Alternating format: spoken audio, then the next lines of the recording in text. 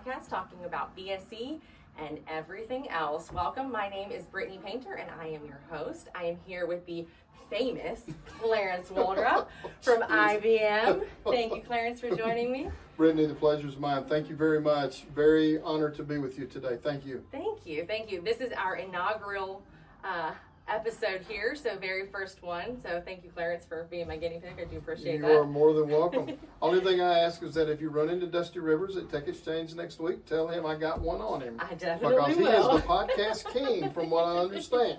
So there you go. I'm looking forward to that. We do have Tech Exchange next week, which is really exciting. It's my first time going. So tell me a little, Clarence, because I know you have quite the history in mainframes. So everybody seems to have a story on how they got into mainframes. Give us a... Okay. I would be honored to do so. And it's going to be a little, and you're going to think this story's a little wacky. So when I started dating my wife, her brother was an electronics technician for the United States Navy, and he was stationed at Dam Neck Naval Base in Norfolk, Virginia. Mm-hmm. So my wife asked me to take her up to see her brother because at the time we were talking about getting married and she wanted her brother's blessing. So the side story of this is my mother-in-law informed me that I was not taking my wife outside the state lines without a chaperone. Okay, now you got to understand this was 40 plus years ago and the rules have changed quite a bit. So make a long story short, we ended up taking her great-grandmother's to chaperone with us up to see my wife's brother. So one morning about 3 a.m. he comes into the bedroom where I was sleeping and wakes me up and says, "Hey, you want to go to the base with me? We got the systems down." Mm-hmm. Sure. I said, okay, this must be a test or something. So he loads me up in the car and we go over to the base, and we go into the computer room and there's this big machine sitting in there doing all this work. And I don't know how he talked the person to let me in because I'm sure this was a highly secured area, but they let me in there. Make a long story short, I was oohing and ahhing over all of that. And then when we finished, I said, "Bill, that was interesting. What in the world were y'all doing and what was the problem?" He says, we weren't doing anything really tonight. We were just tracking Soviet satellites up and down the East Coast." Oh, gosh. And this was back during the height of the Cold War and basically the system went down, and so I came in to help get the system back up. I said, unbelievable. So I came back, did a little research on computing overall, and come to find out there was a local technical college in my hometown. I went and talked to the admissions advisor. They made me take an aptitude exam, and I must have done okay because she said, "We'll more than welcome you in," and that's how I that's how I got my start. And the rest is just history, because at the end of the day, I've seen the platform evolve over the last 40 years. It's been unbelievable. So, but that's how I got my start. That's wonderful. By happenstance, that's usually how everyone comes across it. So since being in the platform all these years, you are with IBM now. Mm-hmm. What are you doing in your current role? Because I know you're a bigwig. So well, I'm not a bigwig. I'm just let me make sure I work for a living. Okay, I manage the Z software resale program globally for IBM. Very honored to have that role. I work with over 200 business partners globally through our distribution network to resell IBM software. So it has its challenges just like everything else, but our partner network by far is the most talented, technically strong set of individuals I've ever worked with in my life, to be candid. Mm-hmm. They're very sharp. In some cases, the partners, in my opinion, are a lot smarter than we are in terms of understanding customer requirements and customer needs. So very fortunate to know a lot of those folks, and very fortunate to get to work with them on a regular basis. I'm fortunate too, because that's how we met. That's right. 21CS is a partner of IBM. Mm-hmm. We work very closely together, which is why we acquired VSE in 2021. So that's that partnership, that continued innovation, and our mentorship. So Clarence has been quite the mentor for me and my colleagues. We do Clarence School, as we like to say. With all of the new innovations coming to the platform, what does it look like for the new folks coming on board? I think this is the most wonderful opportunity for you and the younger generations, I like to call them, that's been around in the last 30 years. Because the move from architecturally from where the platform was when I started 40 years ago to where it is today is just unbelievable. How the innovation, all the changes in terms of what's been done from a hardware and software perspective is just unbelievable. And the fact that organizations have the chance to make such different changes in what they want to do technologically makes it great. To me, it couldn't be a better time for the younger generation to take advantage of this and fully exploit it. Wonderful. And as far as opportunities, I know with IBM there are plenty as far as learning opportunities and growth opportunities. What are some of those opportunities that perhaps some of our young folks don't know that they can capitalize on? Well, to me, there's several. First would be wrapped around getting involved in any Z Council that's going on today. Okay, there's world of experience, much smarter than me, by the way, at these events.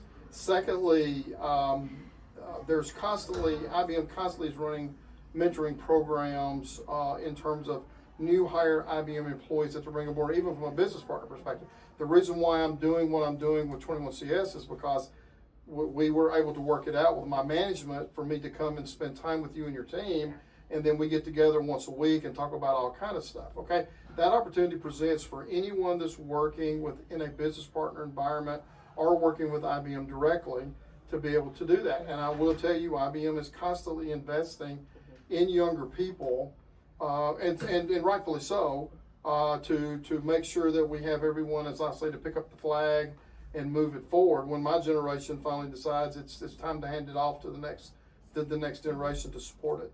And I'm grateful too that not only IBM but 21CS is so captivated by that new talent, because it's really provided an advantage for us. There's a lot of great mentorship programs, but everybody, I think, has been so welcoming, and I think that's been the best part is the community. Oh, absolutely. That's what I'm saying. Not only do you have access to IBM experts whenever you go to these events, Tech Exchange, Share, all these other events, but also the business partner organizations have highly skilled technical talent that you can lean on as well. One of the things we try to do at IBM is constantly foster business partner collaboration. Okay? And that means we want business partners to be able to talk to each other. They may have, one business partner may have a different set of skills versus the other business partner, but at the end of the day, the business partners have the ability to communicate with each other and articulate solutions that help clients continue to evolve the platform. Okay?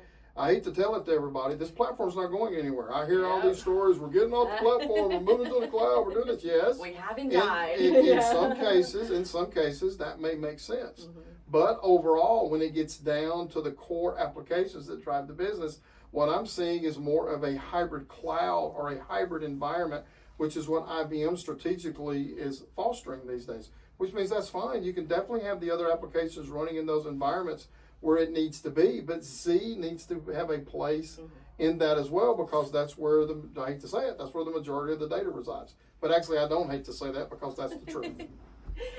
And there's a lot that's come out within the past few years, especially when it comes to hybrid cloud environment, and AI has been a hot button topic as well. And with the Z17 coming out, that's been quite the. I mean, do you want to run with that one?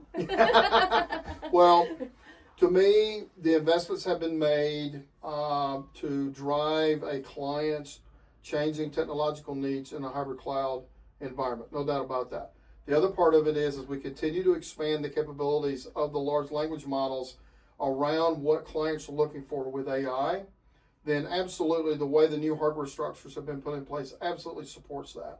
So clients that are even, we're talking VSE in some cases. Clients even running from a VSE perspective, there's no reason why, based on what I've read and what I've seen from a technological perspective, that this should work very well in a hybrid cloud-related environment and fostering the proper AI-related activities to support their evolution of where they're wanting to go from a business perspective. It's really the best of both worlds. Absolutely. In that aspect. Absolutely. For new folks that are coming on board, and even for maybe some of our newer folks that are in the industry and just kind of getting involved in the community, what's some words of wisdom or some advice that you would pass along? Two things. Take the time to read up on any technological changes on the platform as they become available. And secondly, try to reach out and find a mentor that can help you not only from a technical standpoint, but also in terms of the community, customers, things like that. Okay? Because everybody says IBM-Z is a closed market. No, it's not. It's a market where it's constantly evolving, which means that clients are constantly wanting to know more about what they can do with the investments that they've made. Okay? And trust me, there's a lot of people like me that love getting out and mentoring and having conversations with the younger generations because I really want to see this platform continue to evolve. And as I was told 40 years ago, I'm spending this time with you and investing in you so that you can keep it moving forward. Okay, so that's what I do with you and your team. I want to continue to keep it moving forward.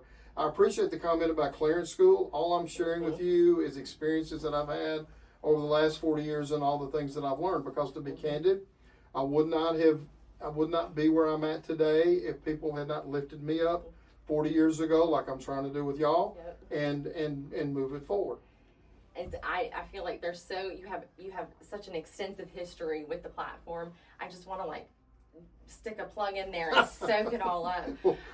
Well, I can assure you nothing is off limits in regards to that. I will be glad to provide any help and experiences and all that I can provide you. The main thing is that accept it and move forward. And what I find interesting also, just to be candid, is that once we have these conversations, it really looks like to me that you get it and your colleagues get it, which means, now it makes sense. Okay? So everybody thinks, the Z is old, its legacy is going away, blah, blah, blah. I got news for you and everybody else. It's not going anywhere. Yeah. It's not. And IBM continues to make the right capital investments in the platform, not only from a hardware perspective, but from a software perspective. Okay? And I'll be candid with you. I'm honored to be an IBMer. I'm honored that I've been with IBM as long as I have. IBM's been good to me. I've learned so much from a technological perspective over the last 40 years. It's been freaking awesome. So I want to open up what I have to everybody else that wants to listen, and away we go. Well, we're appreciative of that for sure. What would you say, as a closing note, what would you say your favorite part of this industry is?